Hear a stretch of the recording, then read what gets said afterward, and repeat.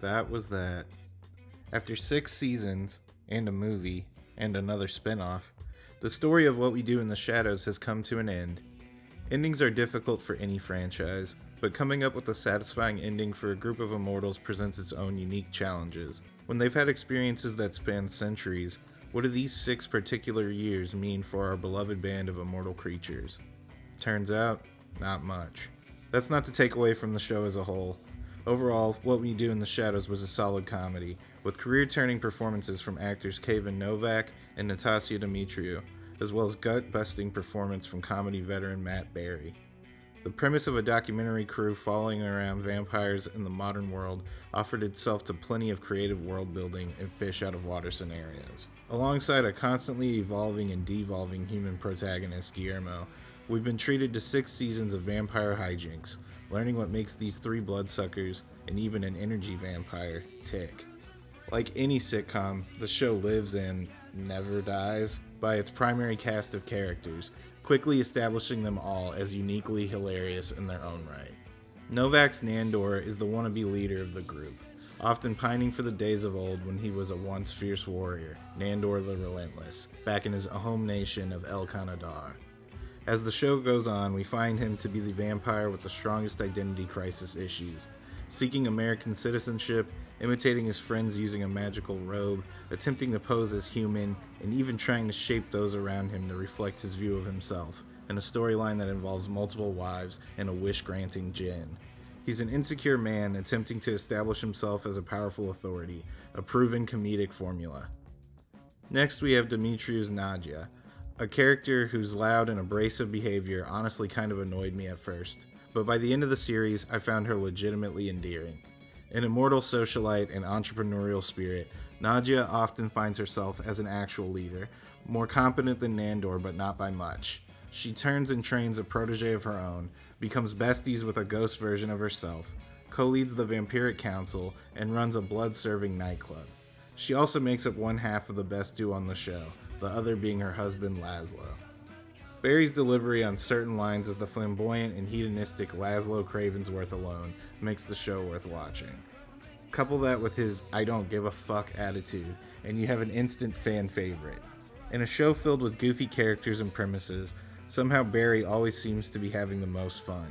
Laszlo is the most creatively driven vampire, carving up vulva gardens, taking fashion risks, creating an alternate persona, and even reanimating corpses. Rounding out the mythical main characters is an example of the show's ability to merge world building with comedy. Colin Robinson, the energy vampire. Over the course of the show, we're introduced to all manner of fictional fantastical creatures, such as werewolves, witches, ghosts, zombies, sirens, etc. But the most interesting of which is the energy vampire, a subsection of sucker that lives off of the energy of others, portrayed brilliantly by Mark Proksch. This is essentially an excuse for gag upon gag in which Colin endlessly bores those around him. This bit in and of itself seems like it would get boring after a while, but in contrast to his personality, the lore surrounding the character keeps him interesting. What's it like when Colin tries to maintain a serious relationship? What would it be like if he reached unprecedented levels of supernatural power?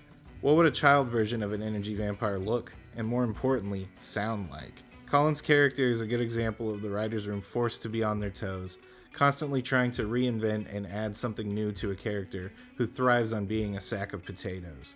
Which brings us to our final main character, Guillermo, a human who finds himself as a familiar to the vampires of Staten Island. He fulfills the role of audience surrogate, allowing us to see this world through a familiar perspective, making him the most relatable character from the jump. His desire to become a vampire was the main through line for the bulk of the story, creating tension between him and his master, Nandor, only further complicating things when he finds out he has Van Helsing blood running through his veins. Guillermo's character is the one that goes through the most evolutions in the show, and Harvey Guillen gives a memorable turn as the nebbish manservant turned badass.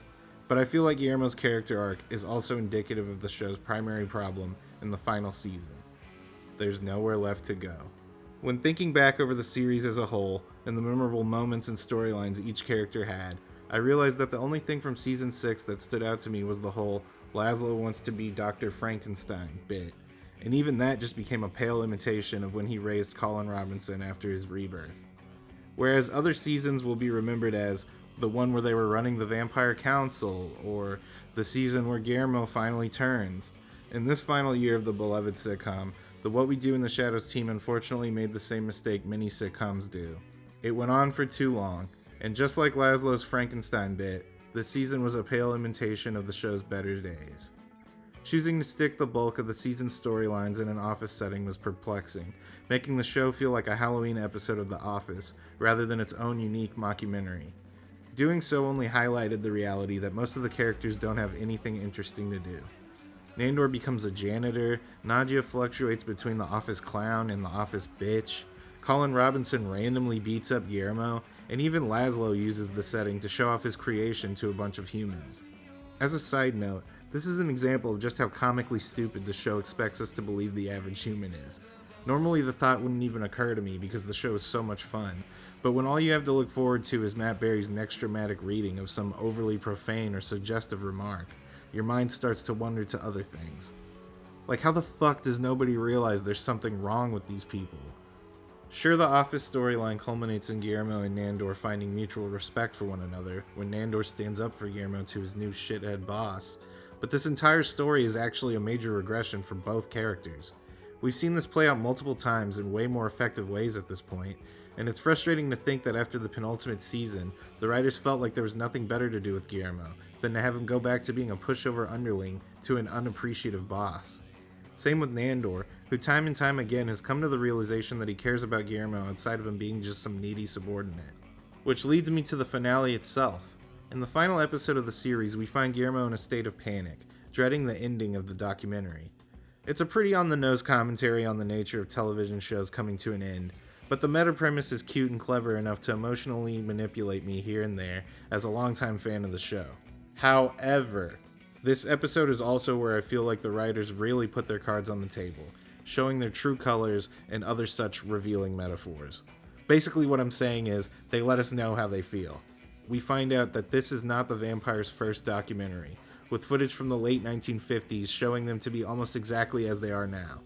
This is to be expected from vampires, but at the same time, this is essentially a metaphor for the characters' lack of growth in the final season, and really the show overall.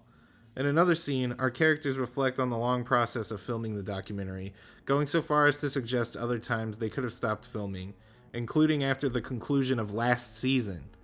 This is the most infuriating line in the whole episode, as while I admit it was funny, it shows that the writers' room knew there would at least be some level of sentiment that the show is past its prime, and should have concluded with its natural ending, the resolution of Guillermo's vampire turning.